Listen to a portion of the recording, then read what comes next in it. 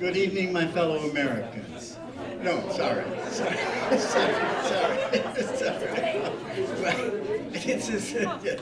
All right, I'm Jerry Schubel. Welcome to the Aquarium of the Pacific. And tonight has two functions. First of all, we have one of the world's leading experts on sea level rise who's going to tell us about how sea level rise is likely to happen along the coast of California with an emphasis on Southern California, and what the implications are in terms of flooding, whether you should donate your homes to the aquarium for early sale. And the second function of this evening is to provide you with a rehabilitation and a recovery from last night's debate. We have our fact checkers in the back. We have the Truth Squad here. But we really don't need them because we have a guy who's going to speak to us who knows what we know, what we don't know, and what is going to be, what the uncertainties are. And he also knows what Ptolemy meant when he said the role of the scientist is to tell the most plausible story that saves the facts. You don't make up facts. You use the facts that are available at any given time. Over time, the number of facts change, so what may be the most plausible story today might be not the most plausible story in 10 years. Dr. Daniel Cayan is a research meteorologist at the Scripps Institution of Oceanography, University of California, San Diego. He's also a researcher for the U.S. Geological Survey, and his research is aimed at understanding climate variability and changes over the Pacific Ocean, and his specific interests are with sea level rise and water resources on North America, Western North America. He heads the California Nevada Applications Program and the California Climate Change Center, climate research programs to improve climate information and forecasts for decision makers. He also is one of the authors of the report that he will be describing tonight, the report of the National Academy of Sciences that analyzed sea level rise along the entire east coast of the United States. The report is out in draft form and has been for a number of months, but if you go to the National Academy Press website, they will tell you you will be able to buy the report in another month or so. But there are parts of it you can print, you can download free, and there's a very useful summary, and I would encourage you, if you're a student, go to that and just download the parts that are available, the summaries, and they're worth reading. Dan grew up in Muskegon, Michigan. He went to Muskegon Community College. He then went to the University of Michigan and received his bachelor's degree from the University of Michigan in meteorology and oceanography. And then he went to Scripps and he received his PhD in oceanography from the University of California.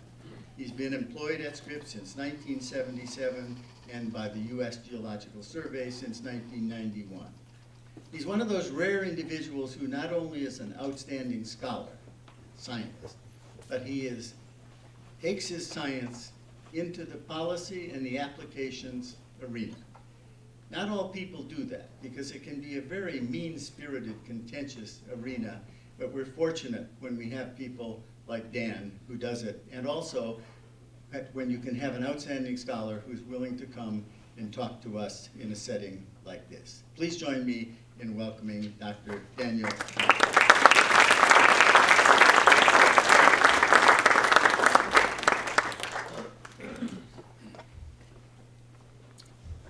Schubel must be a little Irish in there or something. Anyway, I'll try to live up to Jerry's sort of high-level description. My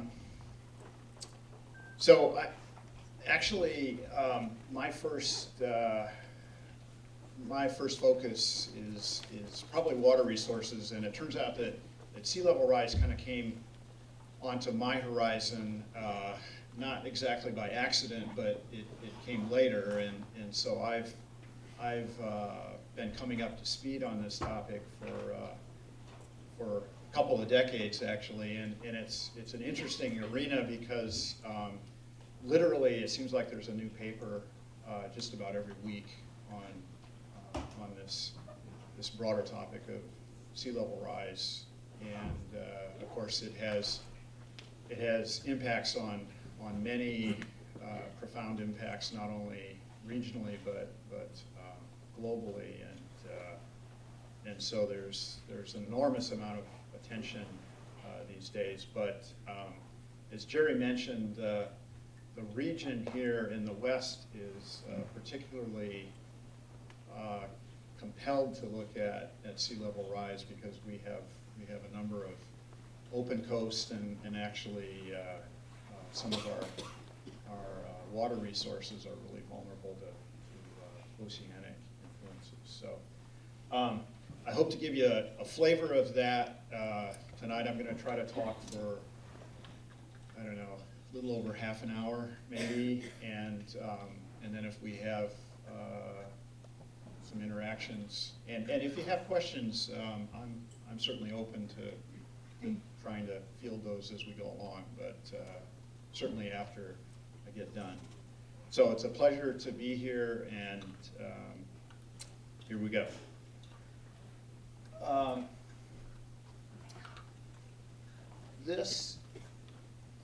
Okay, so I live in a science world, and so you guys are going to get tortured with graphs and charts, but hopefully they're approachable. This is a time history, and I think in the back you probably can see this. And this is height above sea level going back to the 1800s, and this is a global picture. So think of this as the average level if you looked around the world oceans, and we're able to distill it into a bathtub. Okay, and what's happened?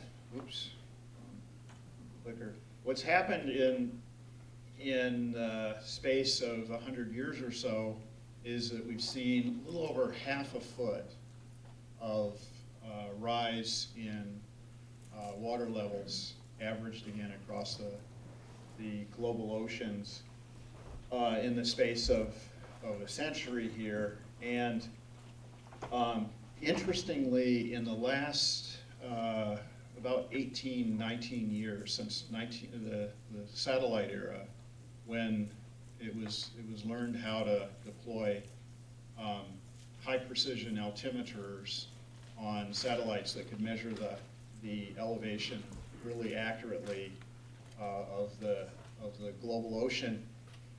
What's been noticed is that the rate of rise has actually gone up. And so what was about a rate of just about 2 millimeters a year over this period of maybe 8 decades or so has become a little over 3 millimeters per year. Now, neither of those numbers sounds very big, but this is cumulative. So it's like your bank accounts. They keep generating lots of interest, and Jerry keeps looking at them and hoping you'll bequest them to his aquarium. But in this case, we're actually seeing the global oceans rise. These are projections into the future over the next century. And the projections, of course, are uncertain because we don't completely understand the climate system, and we consequently aren't able to model it when we're looking forward in perfect fashion. There's a lot of development that's still going on. The other thing, of course, that we don't know is we don't know how we're going to behave as a human species. And the reason, by the way, that sea level is rising is because the planet is warming.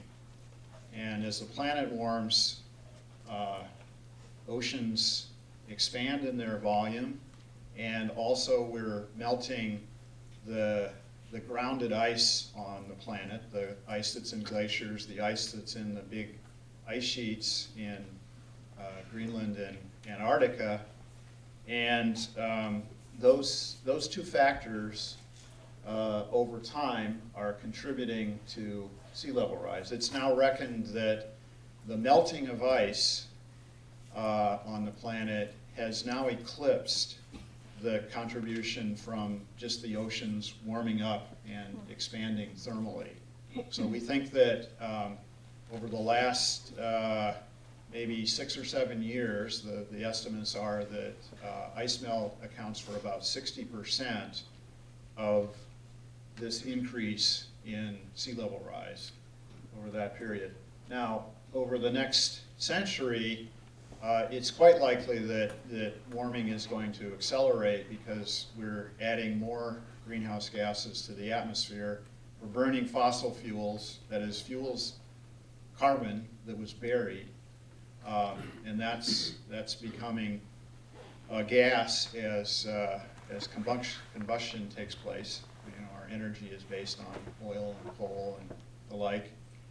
And carbon dioxide, when it gets into the atmosphere, doesn't last a couple years. It lasts a century or maybe more. So it has a long residence time, and consequently the results of what we do today are going to be felt by the following generations. So sea level rise, again, there's a range of estimates, but they take the levels that we've seen over the last century and at least double, triple, in some cases as much as 5 times the rates that we've seen historically. The other thing about sea levels, of course, is it's not just the sort of gentle rise of the bathtub that one is worried about. If you live along the coast here, you're all aware of tides, and you're all also aware of extreme events, big storms. Most of our storms are winter storms, unlike the Gulf of Mexico, although occasionally we can get a tropical storm in the summertime, but those are quite rare. And when storms occur in conjunction with high tides, and sometimes during El Nino events, you can get increases in elevation that really eclipse the kind of gentle rises that we're looking at. The thing is that those gentle rises essentially aggravate anything that rides on top of that. So the worst cases get even worse because they're being elevated as the mean, the average sea level goes up. This is a scene from the 1983 winter when we had a large El Nino,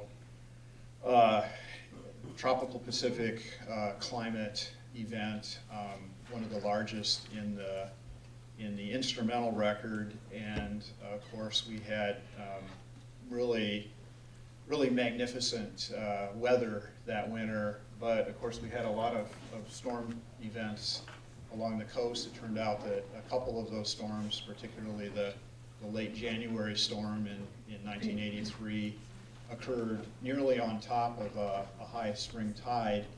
And this is a scene from the Monterey Bay area where waves were crashing against the coastal real estate, actually running over the top of the houses and then running right back through to get back to the ocean. But that was a winter when we lost a lot of the vulnerable structures along the Pacific coast. Where I work at Scripps, we lost the pier that year. It's been rebuilt. But a lot of vulnerable structures because of the increased elevation that was then added to by these big storms and big waves, really caused problems. So turns out that when you look at the Pacific Basin shown here we are in Southern California. This is Washington State, British Columbia, Alaska, and on and across into Kamchatka and the far western Pacific here. If if we look at the pressure pattern that's responsible for the exceedant heights in sea level in the Pacific Basin, there's this characteristic very large footprint of low pressure, these big atmospheric storms that often, not often, but are signatures of El Nino events. And those are the cases when we really have a lot of problems along our coast, not only California, but really up and down the West Coast during this winter was observed a lot of issues.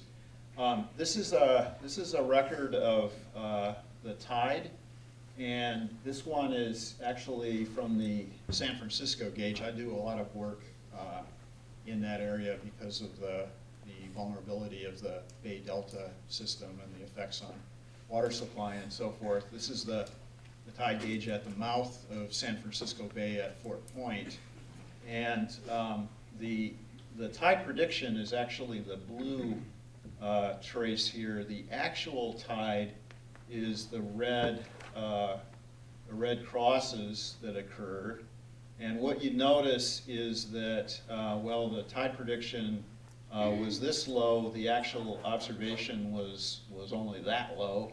And these are actually in meters, so a unit of measure from here to here is a little over 3 feet, to give you an idea. And a lot of you are kind of nautical and pay attention to tides because you live along the coast, so you're aware of these really extreme tides that can occur. It turns out that our highest tides on this coast occur in summer and in winter, and of course they occur during full moon and new moon. And in this case, we were getting close. You can see here, you're getting close to high tide. And this event here on the 27th of January,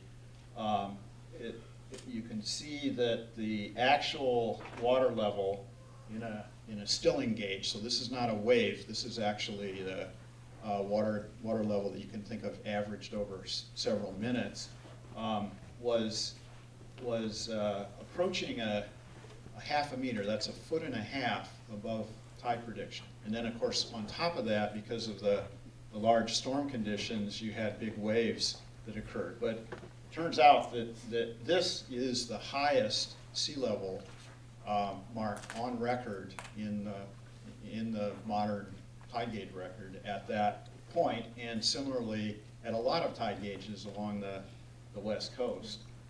And if you count up, this is just hours of exceedance over the tide prediction that occur year by year going back to 1950, and this is not quite up to date, but nearly so. You see this 1983 winter standing out along with 1998, which is this winter here. Sorry, I didn't get the years registered quite accurately there, but this winter and this winter are both really large El Nino years, and I think when we look to the future, it's going to be similarly years like that when we have big tropical Pacific climate disturbances, shorter period climate disturbances that then gang up on top of slowly rising sea levels, that are years when people along the coast really have to pay attention. So that's I think that's a take-home message. I mentioned the Bay Delta. These are two scenes. Here's San Francisco area, and of course this is the so-called North Bay and South Bay, and this goes up to Sacramento here, where the confluence of these two major river systems that drain the west slope of the Sierra Nevada. A lot of our high-quality water in the state is generated north of San Francisco, and a lot of the water that's developed is used south of I said San Francisco, I meant Sacramento, south of Sacramento, the big pumping system in Stockton that ships the water south. And this is a scene where well, anyway, in this case here, we're having a lot of water in the Bay Delta system, and you can really fill up this estuary pretty fast, not only because the ocean is having extremes, but also because you can get a lot of freshwater flooding on top of that. So in that system, when we get these big storms and high tides and so forth, those of course can propagate up into this estuary. And on top of that, when we have those large storms, we often get heavy runoff from the Sierra Nevada. And so the two factors really gang up there. This area is particularly vulnerable. We have a lot of leveed areas around the perimeter, and then these islands that live in the midst of the Bay Delta system that have been reclaimed and they're farmed. A lot of those now are below sea level, so they have a kind of elaborate system of levees that keep the water back, but in many cases the levees are now pretty aging. They're built of pretty suspect fill in many cases. They're not really that well engineered. A lot of them go back quite a ways. And if we have major failures in that system, of course, that leaves us vulnerable, because one of our major water supplies here in Southern California is the Sierra Nevada, the water that's pumped south through this estuary and shipped, pumped over the Grapevine and then down into Southern California. So this is a major source of concern for the state. If we have big failures in the Delta, it's reckoned that it will take many months to put them back in order. Just getting heavy equipment into that area is a huge problem, and full of all sorts of complications. So the point of this is that the sea level problem here in this state is not only an open coast problem, and indeed it's a big open coast problem, but it's also a problem in these estuaries, particularly this one, which of course is one of the larger ones along the west coast. The other thing about the Bay Delta is, I don't expect you to get all the details here, but this is a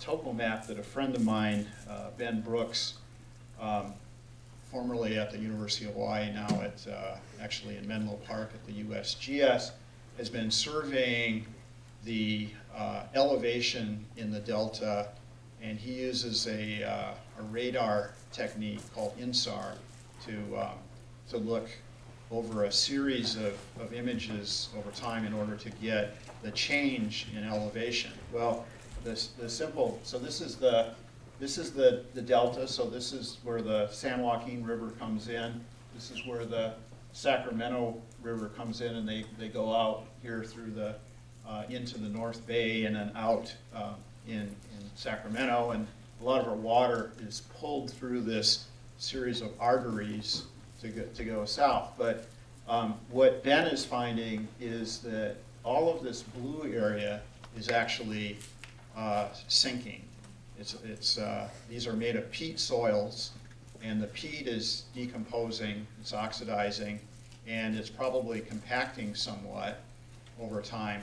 And it turns out that the rate that this area is sinking is it's sort of equivalent to the rate that sea level is rising in the open ocean. So you can kind of think of this area is kind of doubling the problem that we're having, because as water levels in the ocean are rising, the Delta is actually sinking. So it's another one of those big engineering problems that the state is going to have to confront, and we're going to have to pay attention to in much more detail than has been done in the past. This is pretty fresh work.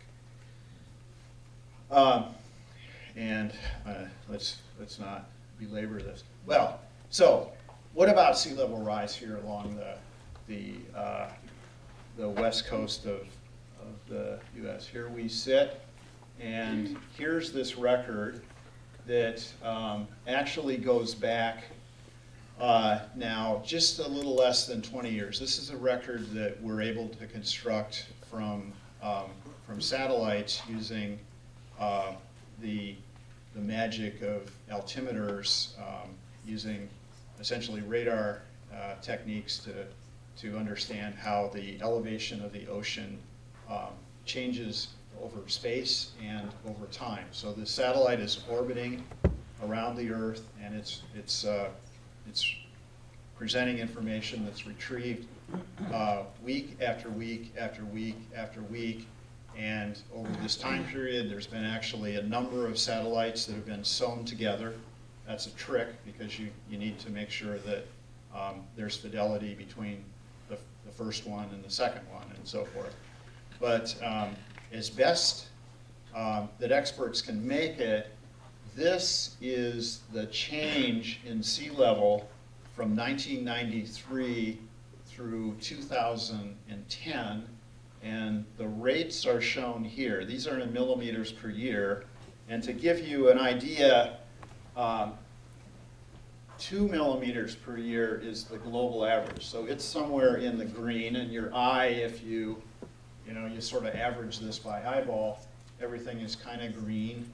That means 2 to 3 is about the average over the whole picture. But what you see as you look across the oceans, particularly in the Western Pacific, is that the rates here have been about 10 millimeters per year on the positive side. They've been going up. The rates along our coast since the early 1990s have actually been just about flat, maybe a little bit down. But we think that this pattern, where the Western Pacific has been rising rapidly and the eastern part of the basin hasn't changed that much, is because of the wind circulation. The trade winds have been quite strong. In simplistic fashion, they pile up water in the western part of the Pacific, and we think that pattern is one of those climate fluctuations, a natural climate fluctuation that will eventually reverse, and it is quite likely that at some point in the future this pattern is going to shift. So at that point then it could be that sea level rise along our coast returns to at least the global average number, if maybe not even a little more. So that's one of the intrigues, and that's one of the issues that of course the community is watching closely, and it's also one of the reasons why understanding and predicting the regional structure of sea level is pretty difficult. Is that we've got these decade to a few decade scale changes that are happening on top of all sorts of other processes. So I want to, Jerry mentioned this National Research Council report, which was actually done at the request of the state of California, who was then joined by the states of Washington and Oregon, and three federal agencies, the Corps of Engineers, NOAA, and the Geological Survey. And the way this works is that they put together a team. In this case, it was 13 individuals. I was one of them. The chairperson, Tony Dalrymple, is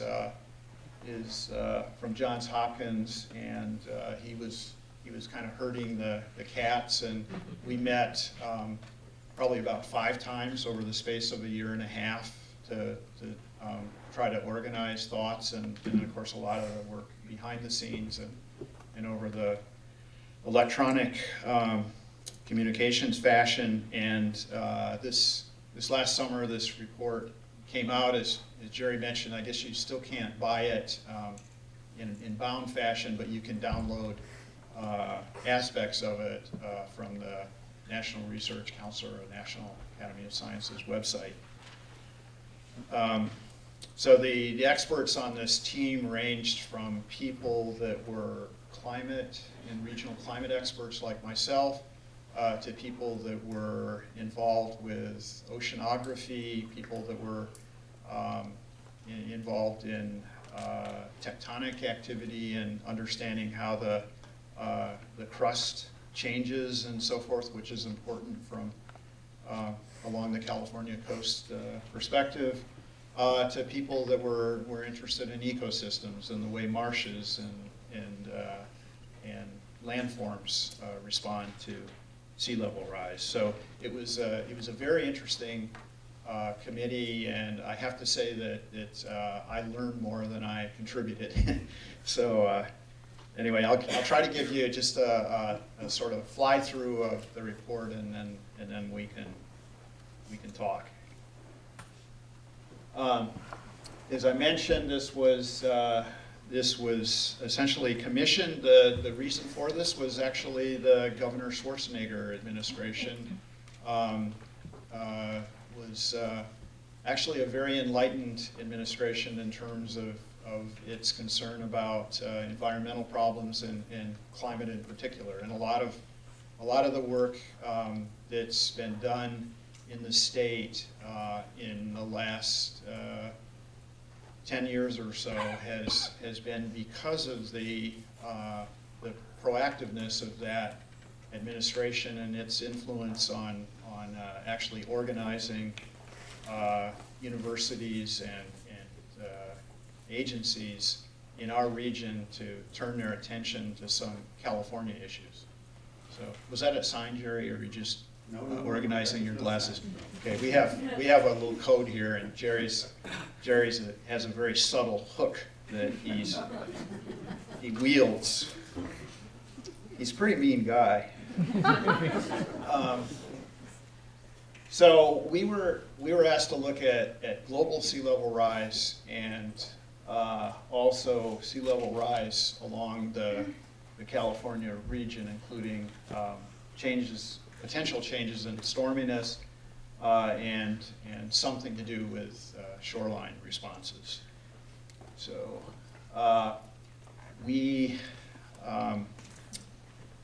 it turns out that the West Coast, of course, is tectonically active, and particularly north of Cape Mendocino, there's a subducting oceanic plate. You've all heard of plate tectonics, and that's diving beneath the continent here, and consequently, over long term, the continent is actually rising a little bit as this plate is thrusting below it.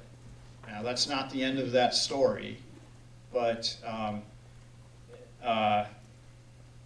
we decided we were going to divide this territory of Washington, Oregon, California into the area north of Cape Mendocino and the area south of Cape Mendocino, because this area is one where essentially the coast is rising subtly, and the area to the south is one that's more characterized by lateral motions, and it's in some places it's rising or sinking, but by and large it's not changing too much relative to the ocean surface. Okay.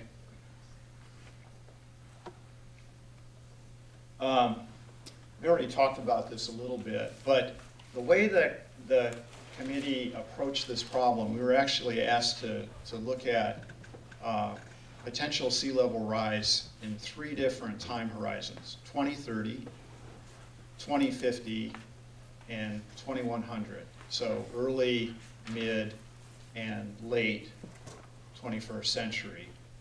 And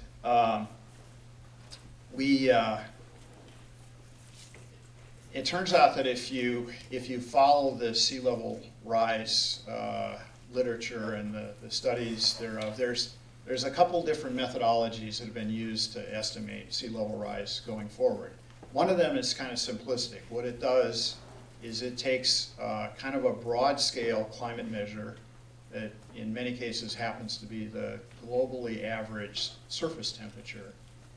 And it takes the longest record that can be dredged up of global sea level rise, and it tries to relate the one to the other. And it turns out that they're actually related pretty well, and it turns out that on the basis of relationships that are formed from the instrumental record going back to about 1850, you can look at inferred sea level rise and inferred global temperatures from proxy records, from geological records, from corals, from tree rings, and so forth. And you can go back a lot further. There's a lot of paleoclimate work that takes those records back in time. And it turns out that the relationship that's formed from the instrumental record, when applied to the paleo temperatures, actually replicates the paleo sea level pretty well.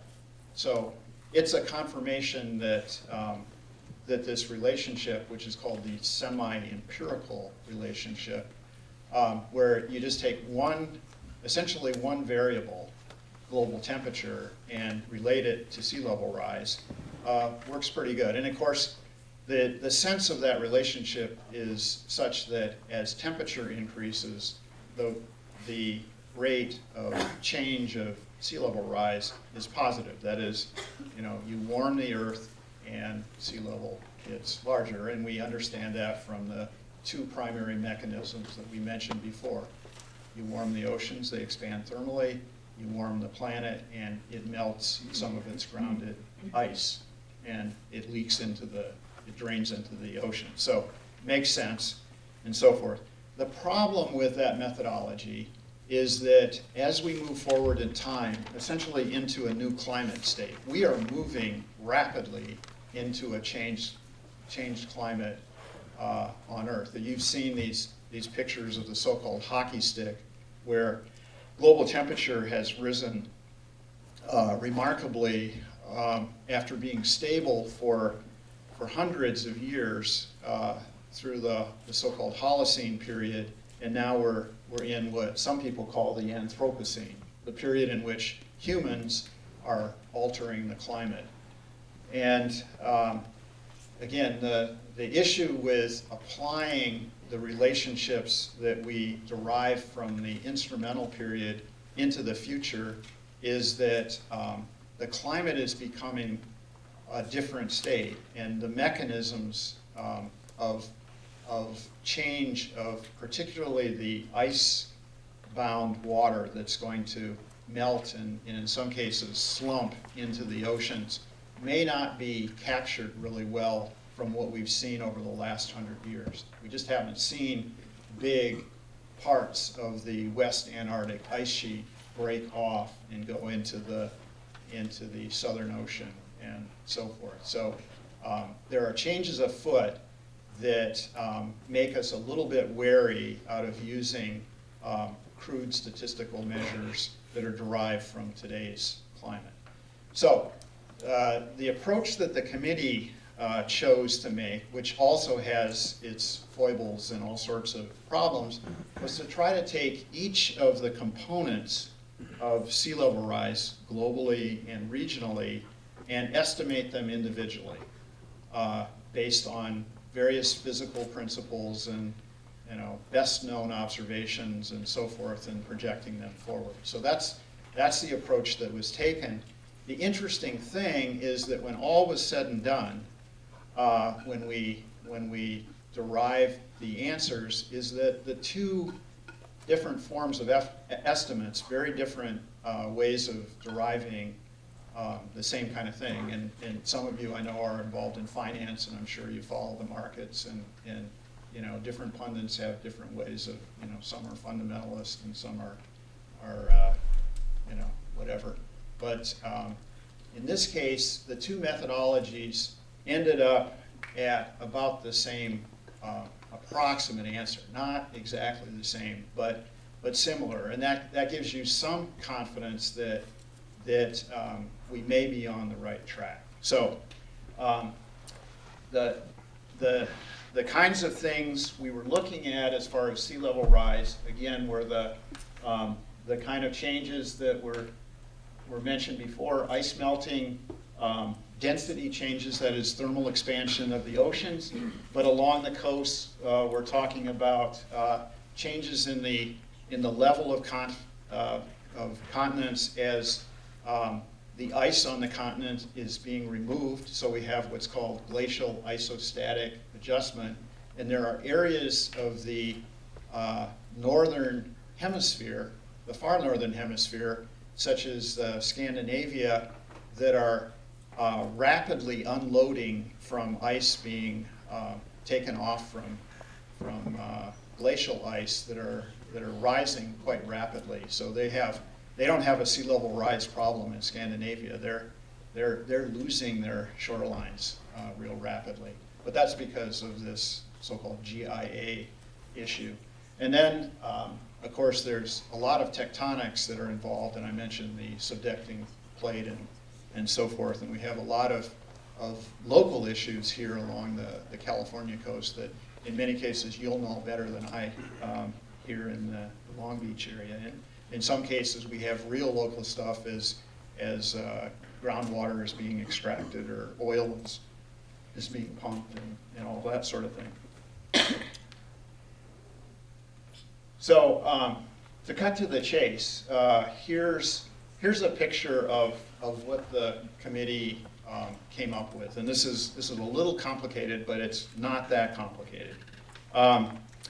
So what we have here is 3 time slices: 2030, 2050, and 2100. And in each one of those, there's 4 different ranges of projections in sea level rise, which is gauged across the horizontal axis here. So this is 0. So this, if all these were centered around 0, it would mean nothing's changing, or plus or minus, and what's the big deal?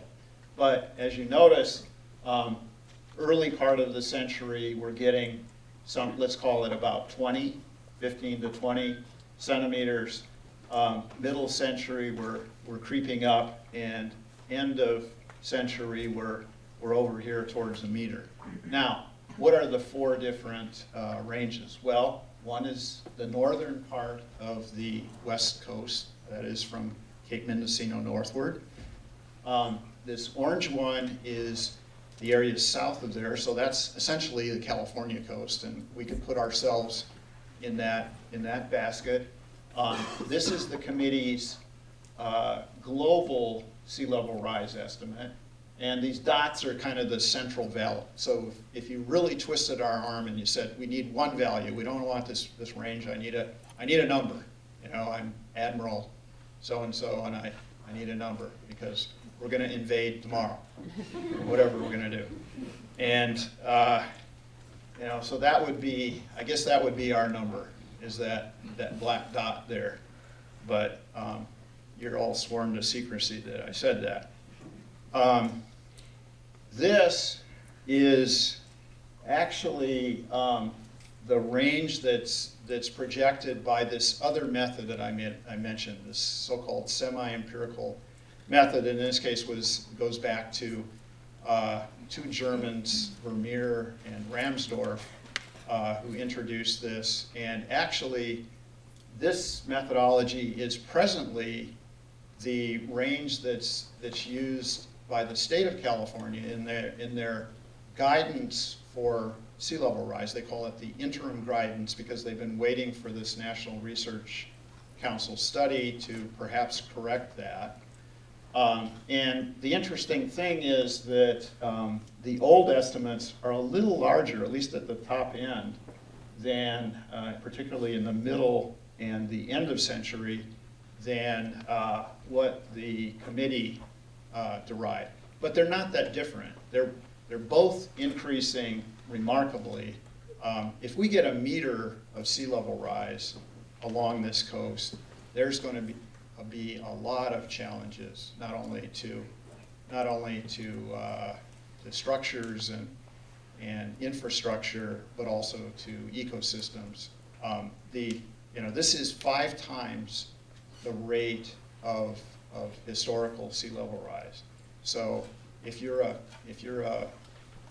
community, you know, a critter like in the aquarium up there that lives in the rocky intertidal, and sea level is changing that rapidly, it's possible that some parts of that community are going to get stranded. And you know, it's probably during these really big events that occur occasionally, the winters of 1983, the winters of 1998, where we're going to see big changes.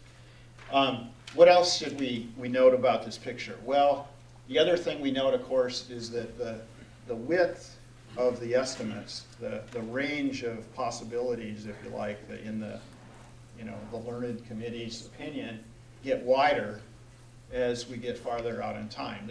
There's more uncertainty in lots of things as the system moves on into the future. It's just like anything else. If you were predicting the stock market, you'd probably have a more accurate estimate for next month than you would for 2 years from now. So the same thing goes here, again, for the reasons that we don't understand totally the climate system. We don't understand how humans and human engineering and all that is going to unfold.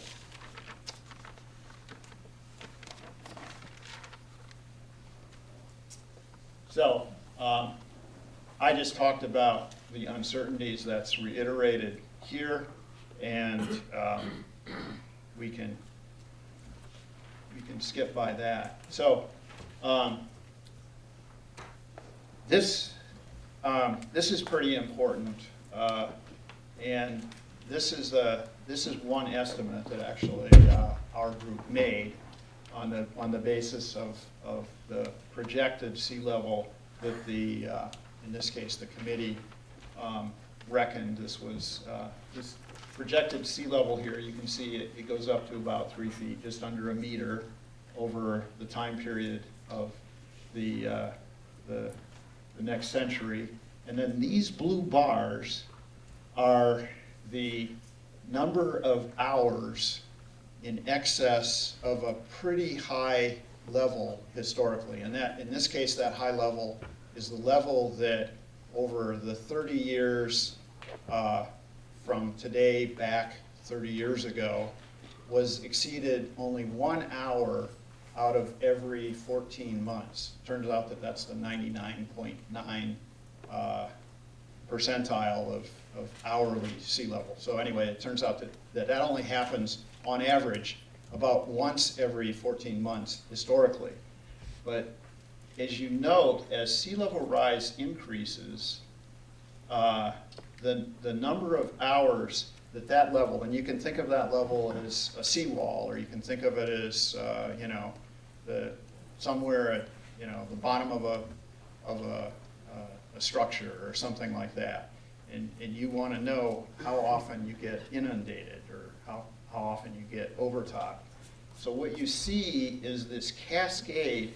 In the early years, doesn't happen too often, but it's starting to register more than it did here in the past. And this is, this is a scale that goes in the hundreds, so you can't see, the 1 hour that occurs back here is barely detectable. But by mid-century, all of a sudden we're seeing, maybe 100 hours or so of excess. And by the end of the century, we're seeing, 1,200, maybe 1,500 hours. That's a lot of hours, when you consider. So these kinds of events are getting more and more frequent as the bathtub goes up. So now here's maybe a way to think about that. This is a record of sea level that we have simulated. So this is hourly sea level going back to about 1950, and you can't see all the details, but what you can see is the edges of the hours, and this is a California situation, so this is kind of like up 1 meter, 100 centimeters, or 3 feet, and down 3 feet. So if you live along the coast, the tide range is if you get a 7-foot tide, that's a real high tide, right? 7 feet over mean lower low. So that's the amplitude that you observe when you're watching the tide go up and down on a daily basis over the winter months, for example. But over the years, what you see as the average goes up, that's this arc here, is that the envelope goes up so that it, you know, if your high water mark where things bad happen is right here, that, you know, once in a while, 1983, maybe you had some problems.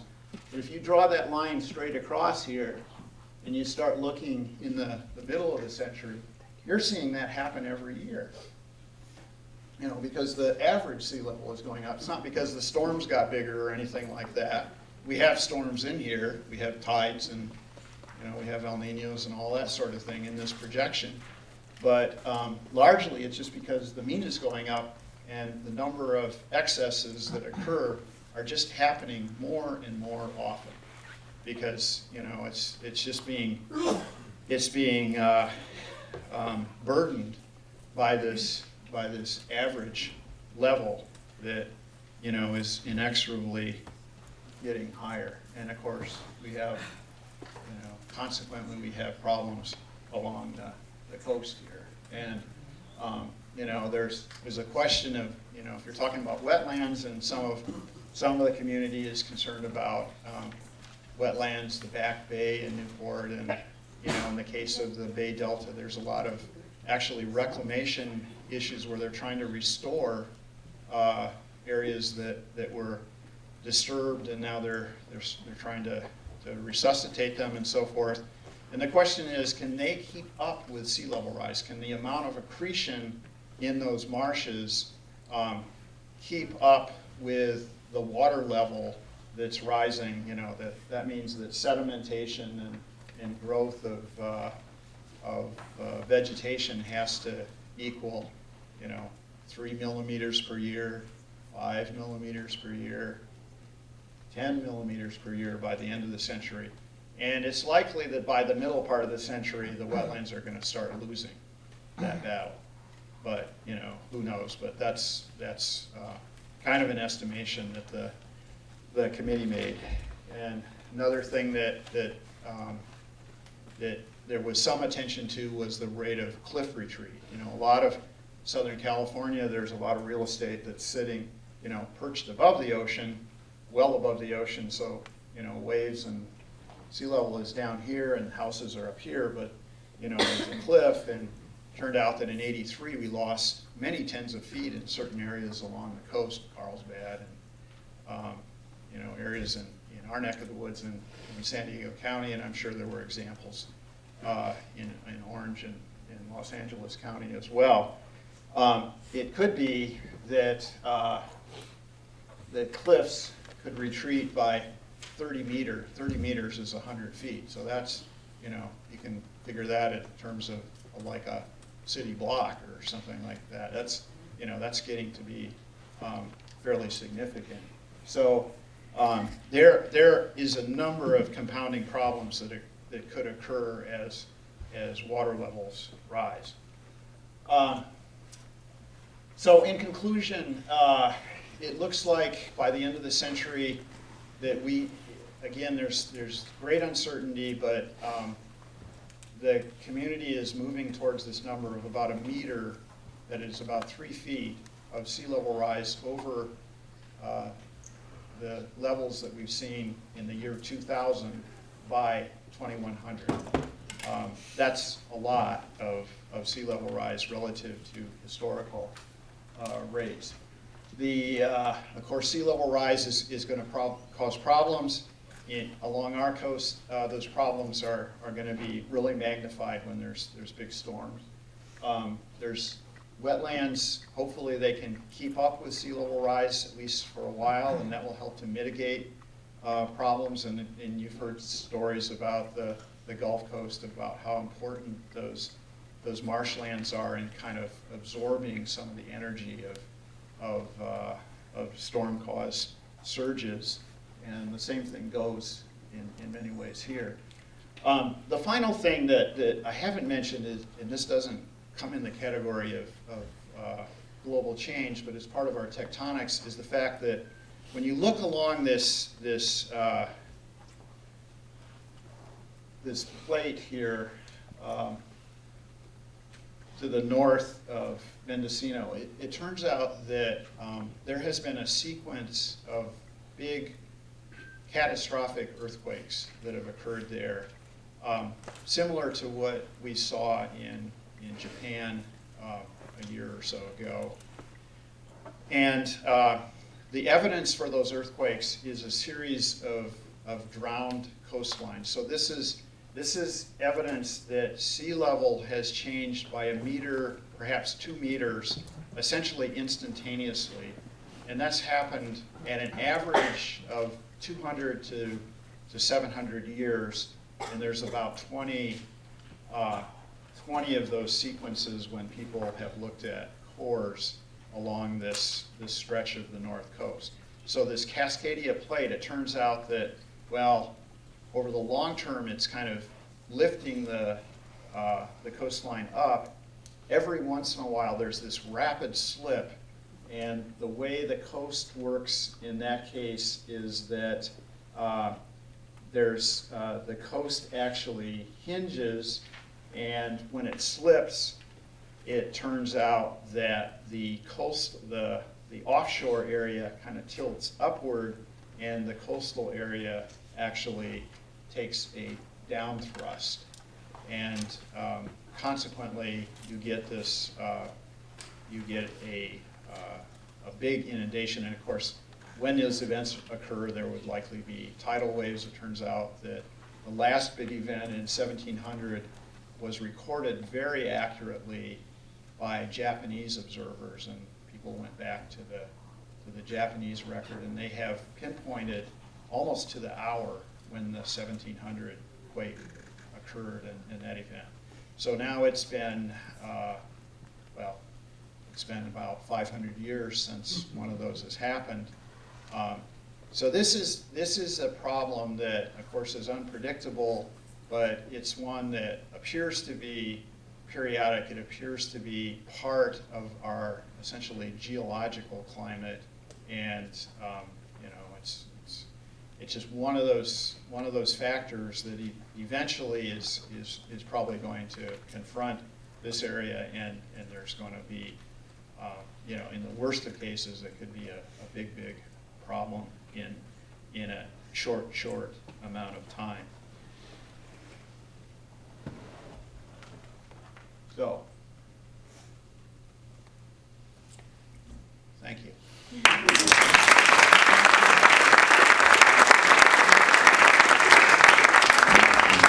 Okay, Nan, we have time for some questions, comments. I'd like to start by saying, if you look at back in 1800, where some of your records start, we had a population of about 1 billion people. A little over 200 years later, we've got 7.2 billion, and most of modern civilization developed during a period of stable sea level. So we built our cities, our infrastructure, our homes close to the ocean, because the ocean seemed like a pretty reasonable place. It wasn't going up and down very much except with the tides. And now we have a new situation where sea level is going up, and in many cases, humans are going to have to retreat. In some places, we'll stand and fight. Others will retreat. Do you think can I run for election on that platform? They don't want to hear the truth. Well, yeah, that's probably the case, and of course, this is going to happen, I think, very episodically, and again, it's one of those things that, in many ways, is happening almost imperceptibly until we have a big event, and that's when the accumulation becomes noticeable. Okay, we have a question back here. Yeah, all of your grass shoreline going up like that. Has anyone ever looked at it ever leveling off any place? Is it just going to keep going up, or what's the upper level? What's the limit? The upper limit? Yeah, that's a great question. Well, so the Earth is finding a new equilibrium as far as its energy balance. That's why we're warming. We're greenhouse gases, carbon dioxide, methane, some of the fluorocarbons and so forth, are not transparent to the radiation that's emitted from the Earth's surface, and And so there's an additional amount of radiation that's being radiated back, and the Earth is warming, and you know, it's still equilibrating. The oceans are still warming. The oceans have warmed now to, you know, we've detected warming in the oceans to hundreds, thousands of feet below the surface, and it's going to take a while for the Earth to come into equilibrium. Even if greenhouse gas emissions are essentially shut off today by 2020,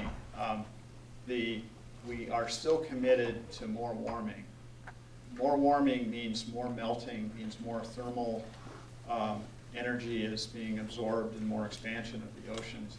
So sea level rise is probably a multi-century problem, and that's why the lines keep increasing.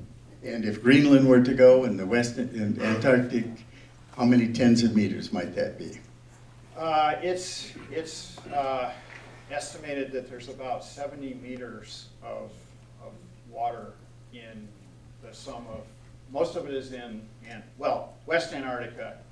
If you add together all of Antarctica and Greenland, you get about 70 meters. I think West Antarctica is probably more like 10 meters and so forth, and I think Greenland is about 7. So, but you know, anything over a couple of meters is enormous, and you can go around and you've probably seen those exercises where people have arbitrarily raised levels, and we have good GPS elevations now, and you can see who gets swamped and who's still sitting above sea levels. But there will be, if we get that sort of rise in sea level, lots of geopolitical problems because of all these populations that live near, you know, on coastlines and low-lying areas. Bangladesh is a great example. Some of the Pacific islands are already having problems.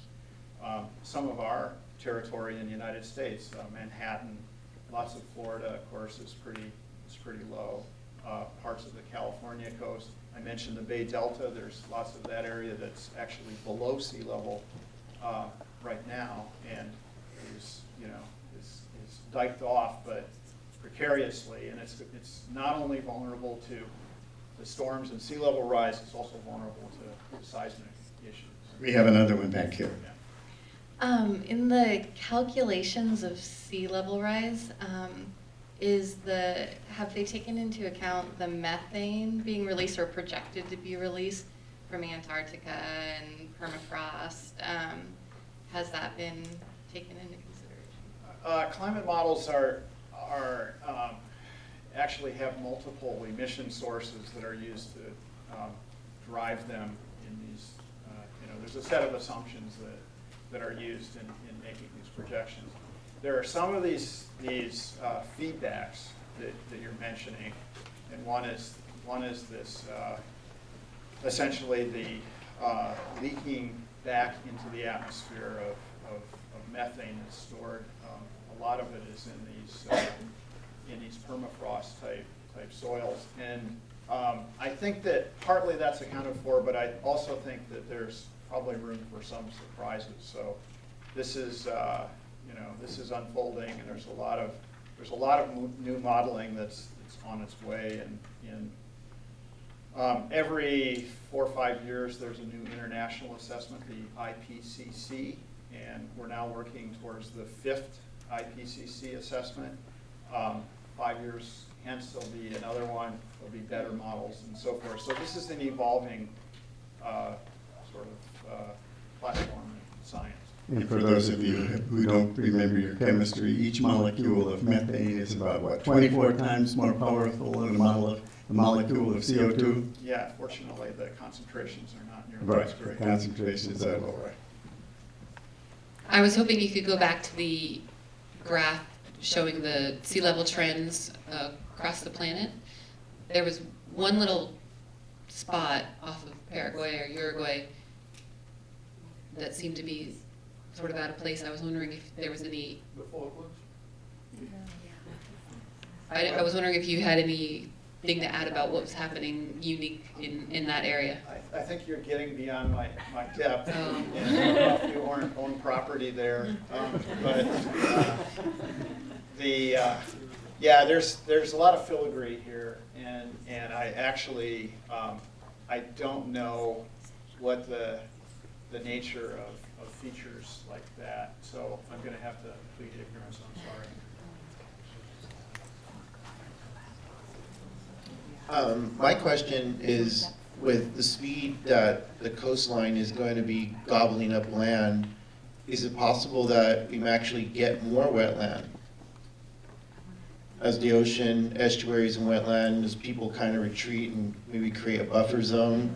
Well, it probably depends on where we're talking about, but there's a lot of areas where we've actually built and reclaimed, and there's sort of concrete barriers, and there might be subdivisions where initially there was maybe a relict wetland or something like that, a low area, but I would say there's probably more problems of that nature in that there's not room for wetlands to develop because it's been claimed.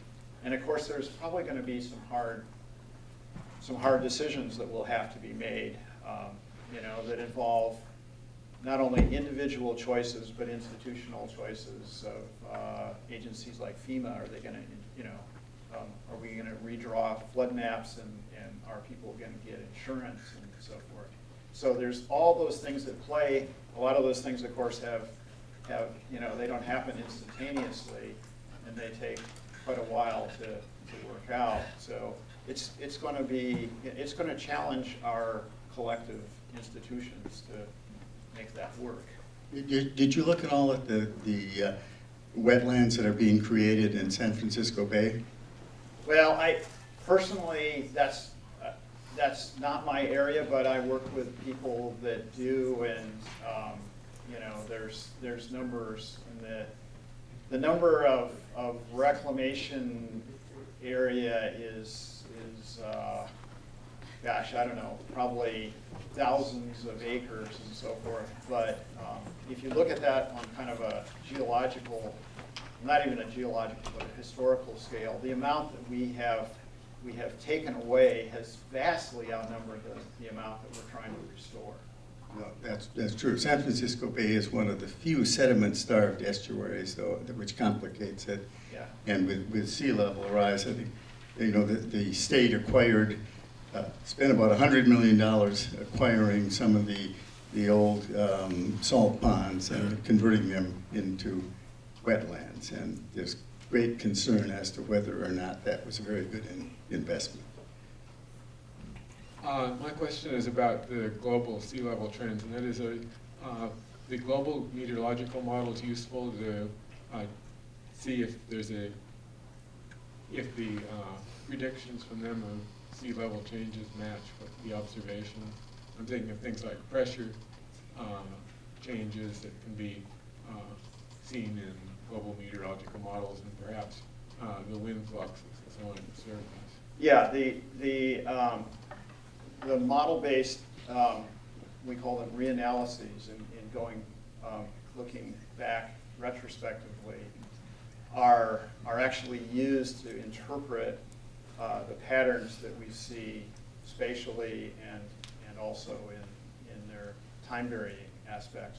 And the results are not perfect, and actually it turns out that when you talk about wind, nobody actually knows what the record of wind is over the planet. There's 4 different estimates of wind. They're all somewhat different.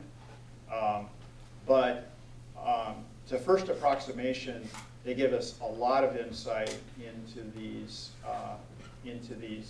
spatial and time varying aspects of sea level rise. And furthermore, essentially the same models that we use to predict tomorrow's weather are used to predict future climate with a few alterations, but those same models are used, run forward in coupled fashion, so they essentially become their own universe, are integrated forward in time, and then we use those projections in looking at the climate of the 21st century. So they're immensely valuable. They're far from perfect. There's quite a bit of uncertainty in these curves. So what do you say to those people who say there's just too much uncertainty to act or to even think about adapting? Let's wait till the uncertainty goes away. What? Well, I'll give you a couple of analogies. One is none of us quite knows exactly when our time's going to run out, as far as, say, our working lives. But I would dare say that everybody is investing in some kind of retirement plan. We have, a fair bit of health uncertainty, the places we work at. University of California could dissolve tomorrow. I would be out on the street with my cup. There's all those things, and yet we are still reckoning that at some point we are going to retire. Farmers live with uncertainty, year to year. They could lose it all next year, but over the longer term, they feel like there's a profit in it. All of these projections are essentially going in the same direction. Yeah, we don't understand, and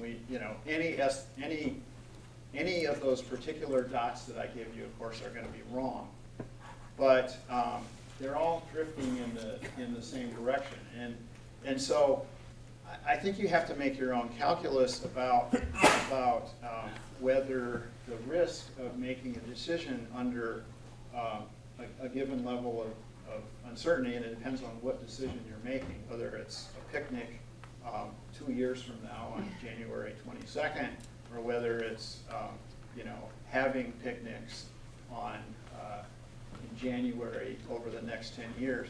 Those are two very different kinds of decisions. So you have to couch that, but I think that there's valuable information here, and I think that if you put your head in the sand and simply rely on historical information, you're probably eventually going to get flooded. So That's good advice to close on. Thank you all for being here, and thank Dan for a wonderful talk.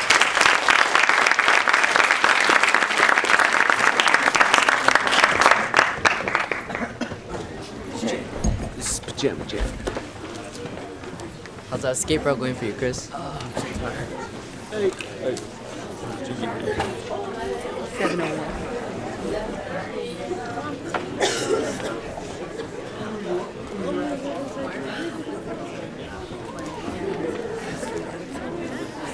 It's pretty bad, yeah.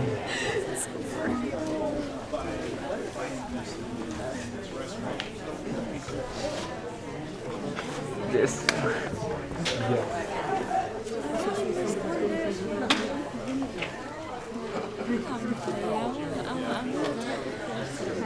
I just want to carry, but I won't here.